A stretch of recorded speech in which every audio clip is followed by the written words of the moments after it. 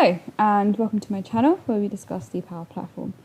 Now today's episode is going to be a little bit different. I usually do a lot of my videos on quite specific Power Apps, Power Automate and Power BI, and actually I had a bit of a think and I thought what I'd want to really kind of share with you all is getting into Scrum and actually how do we then use these tools? How do we then kind of make sure that our projects are delivered in the best way?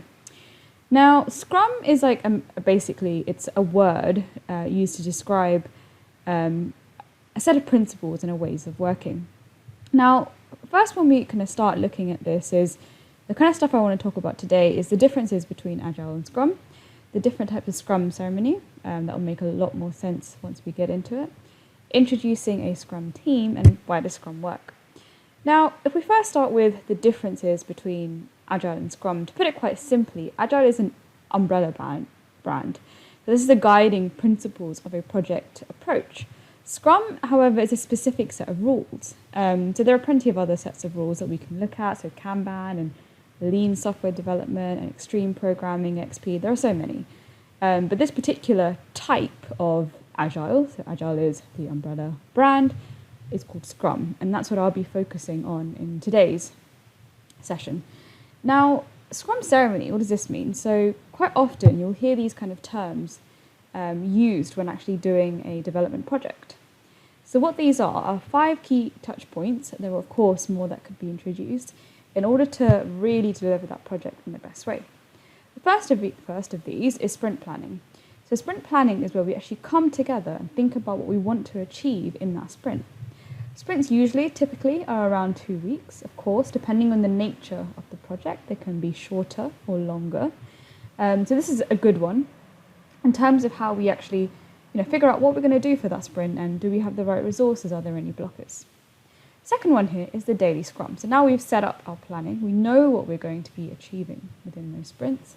We then have a daily scrum, which is done as it suggests, on a daily basis.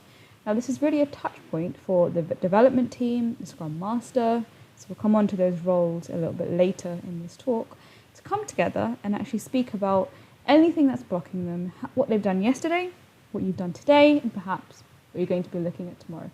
And it really is just a very quick touch point for everyone just to be up to speed and to be constantly kind of on top of everything. The third thing here is a sprint review. Now a sprint review is a session in which the team will come together and essentially think about what they've done at the end of that sprint. So what went well, what didn't go well. Sprint retrospective, usually tied on to a sprint review, is actually more of that, what didn't go well, what went well, what could we do better. So sprint review is more of what has been done, whereas a sprint retrospective is what could we do differently.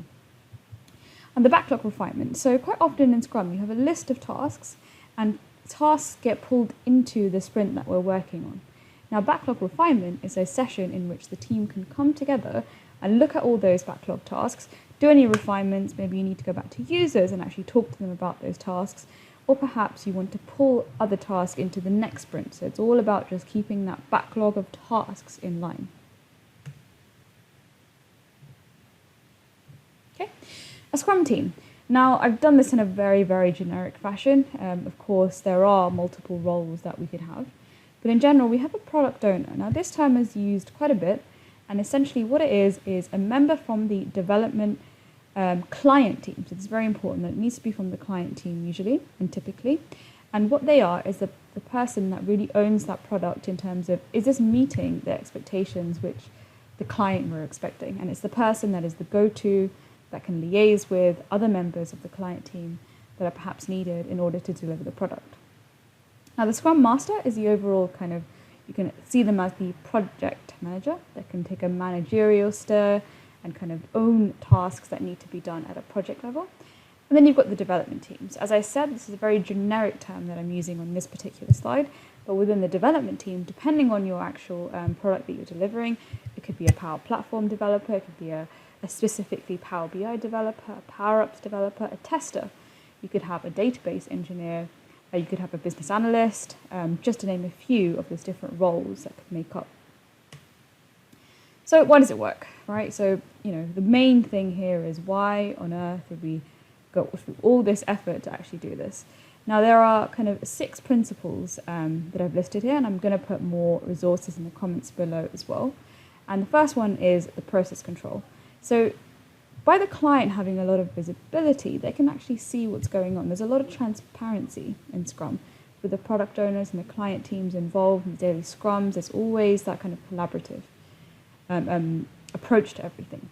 Second one here is self-organization.